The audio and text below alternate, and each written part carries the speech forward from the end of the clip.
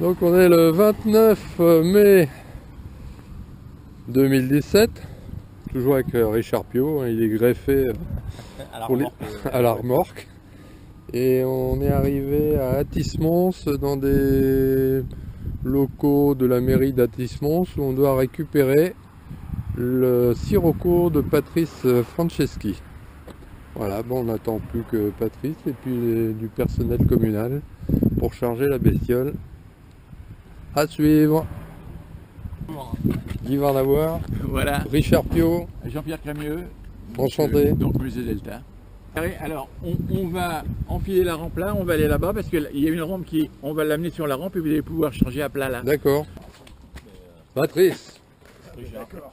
Ah bah ouais, nous on fait toujours des... Salut Patrice. Salut, ravi de faire ta Messieurs, bonjour. Guy. Alexandre. Ça vous dérange pas, on filme parce qu'on essaye toujours d'associer les récupérations. Il y a déjà trop de maîtresses qui sonnent à la maison, alors ça prend deux de plus. Des vieux débris avec les gens de l'époque.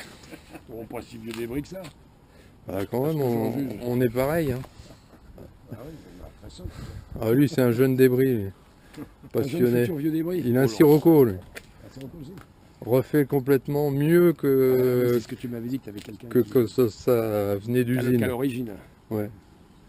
Mais il date des années 80. Eh ben de 80, 82, 83, le mien. Ouais. 83. 83. Ouais. À l'époque.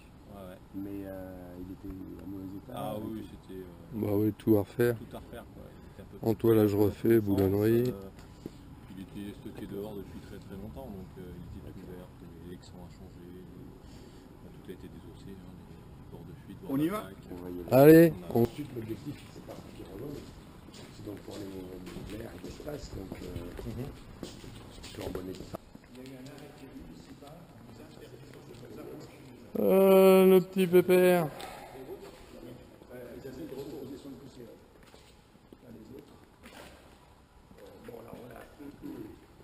Le petit bonhomme sur ses petits trous.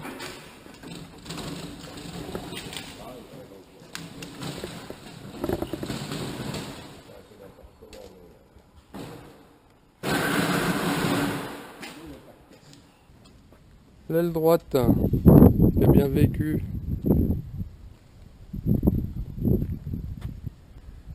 Et donc l'appareil était au musée Delta, Voilà. qui était lui-même sur quel aérodrome? Athis-Mons. Athis-Mons. Tu veux pas un coup du ciel? Comment? Tu veux pas un coup du ciel? On reviendra. Attends. Bon, les ailes sont pliées. Le fuselage est fixé. Ah oui, oui. Et voilà, nouvelle aventure. Nouvelle aventure.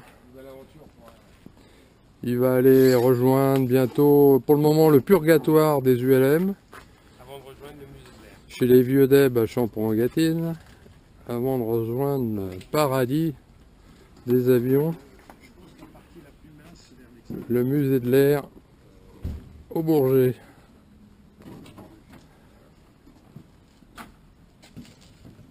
La route là, elle passe entre le Concorde et le Mercure, il était là. Ah ok, Donc les deux mirages étaient après et la caravelle était au fond. D'accord. Super. Eh ben, Et donc nos structures, elles étaient là où passait la route. on arrive au musée Delta dont nous parle souvent Patrick Coutan. Et avant, donc, il y avait le musée où il y a maintenant cette route. Et tout a été démonté, voire tronçonné. Ah, le Concorde, il n'a pas bougé. Ah oui, il était déjà là, moi. Ouais. Là, c'est un petit HR100, le numéro 07, que les jeunes transforment en Simulateur de vol, ouais. avec projection sur écran. Mais ça, ça Mais dépasse nos compétences. Le païen. Païenne. Hier, on était au musée de Angers-Marseille. On a fait une sortie en vol à plusieurs appareils de chez nous.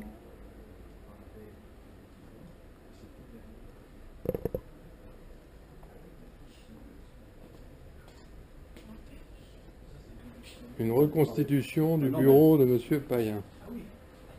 Ah, la veste est d'aujourd'hui. Ah, c'est sympa. Non, on refait ça. C'est chouette.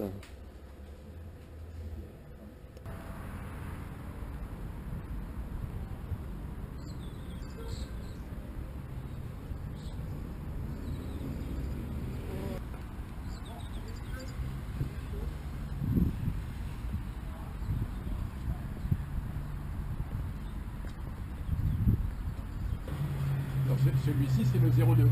D'accord, Donc le quatrième. 001, 002, 01, 02. d'accord. Donc le premier à avoir la configuration finale, donc c'est celui-ci qui a finalisé toute la mise au point du Concorde. Non plus pour le prototype qui faisait 138 tonnes au décollage, mais pour l'avion de série qui allait en faire 185. Ah, ok. On a changé le nez, on a changé la queue, on Ouais, a supprimé l'escalier arrière, la ouais. taille des hublots a été diminuée par 2 et on a allongé la cabine de 7 mètres. Ok.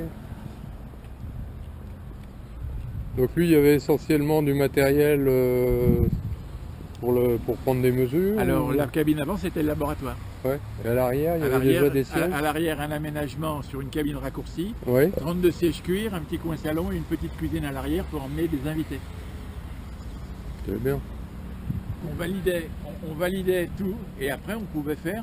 Donc on a validé la traversée de l'Atlantique Ouais. sur une équivalence décollage Toulouse, Ouais. l'Atlantique, remonter l'Atlantique, la Manche, la mer du Nord, aller faire le tour de l'Islande avec retour à Toulouse. D'accord. Et après, on l'a fait avec des invités à bord. C'était le 26 septembre 1973, un retour d'une invitation aux États-Unis où il avait fallu y aller en passant par l'Amérique du Sud. Ok. Et donc Washington-Orly en 3h33 de vol. Alors, quand cet avion s'est posé à Orly il y a 41 ans, Ouais. il a été désarmé. Ils lui ont démonté dessus tout ce qui était susceptible de servir de pièce de rechange pour les Concorde d'Air France. D'accord. Lui, il ne devait plus jamais voler. Ouais. D'accord. Et pourquoi lui il était à l'arrêt, lui il est... Et ben parce que c'est l'avion d'essai. Ah d'accord. C'est le premier, c'est le quatrième, le premier à avoir la configuration finale. Donc c'est lui qui a finalisé toute la mise au point. Donc c'est sur celui-ci qu'on a mis au point les freins carbone et l'ABS. Ouais. Ah oui, il faut baisser Ouais, la faut tête. baisser. Pardon. Attendez, pardon. Vas-y. Tu t'en rappelles plus après tu rentres dedans. La partie principale du poste ici, c'est le carburant. Ouais, c'est ça. Tout ça, c'est la gestion du carburant. Ouais. Je voyais les compteurs qui tournaient, là, je sais plus où. Ouais. C'était impressionnant. D'accord. La majorité, Ah oui. c'est des maquettes. D'accord. C'est des instruments modifiés, donc des instruments qui bouchaient les trous. Ouais. Un camarade les a démontés, il a refait la façade Concorde avec l'ordinateur, et il les a remontés avec la façade Concorde. Il y a quelques-uns qui sont des vrais, Ouais. et il y en a qui sont les cousins germains. Ouais. D'accord. Et il est en train de tout éclairer là. On est en train de faire fonctionner les éclairages. D'accord. Et on a, encore déjà, D'accord. tout ne marche pas encore, mais il y en a une partie, les tests de lampe, Ah, ok. avant le décollage. Ça fait 40 ans que ça ne marchait plus tout ça. Donc il y a encore C'est des beau, passionnés. Il y a encore des gens qui s'en intéressent. Voilà, allez, un à droite, un à gauche. Un à droite, un à gauche. Ah, bah, allez. Ah bah, Je m'en allez. fous. Ça, j'avais pas fait. Allez, allez. Allez. Hein, je reculerai l'autre siège, après. Alors là, l'officier pilote, il était plus jeune, donc lui, vous voyez, il n'a pas beaucoup de place. Il y a juste le rail légèrement incliné, c'est à cause du meuble. Que le commandant de bord, lui, Ah oui, mais c'est moi le commandant donc. Vas-y, vas-y. donc il vient là, le commandant de bord, il peut encore reculer d'un centimètre. Là, vous allez, vous allez passer. Attention à votre tête. Ça rabote de tous les côtés. Non mais c'est pas un problème. Je suis monté dans la 400 l'autre jour. C'est peut-être un peu plus gros quand même. Hein? La 400? Toutes les soupes à bout de bois, toi. Avancez-vous. Avancez-vous. Bon, je t'en manier. Voilà, je verrouille. Avec le numérique, on n'a jamais deux fois la même chose. Il faut attendre qu'il y ait le petit clic. Voilà ce qu'il y avait donc dans cette cabine. D'abord les pupitres et les armoires avec tous les paramètres de vol sur l'enregistreur. C'est ce qui était dans cette première cabine. Ok. D'accord. Et donc tout a été... Alors ça a été démonté à Toulouse à la fin des essais. Par contre, l'aménagement de la cabine arrière avait déjà lui été démonté plus tôt et il avait été passé dans le premier de série. qui lui est en configuration d'essai toujours, quasiment la même. Alors, cet avion, du fait quand il s'est posé il y a 41 ans à Orly, bien, on l'a mis en exposition en configuration passager. Et c'était à Orly, il est arrivé avec une cabine complètement vide, hein, en vol de Toulouse, et voilà ce qu'il avait à l'arrière. Voilà comment il était derrière. Donc il y avait une zone tampon ici. Vous aviez de ce côté-là du matériel pour en cas d'un amérissage forcé, donc tout ce qui était pneumatique. Et de ce côté-là, vous aviez du matériel. Alors là, c'était aménagé comme dans un avion cargo. Et vous aviez le matériel de dépannage pour les installations d'essai. C'est bien.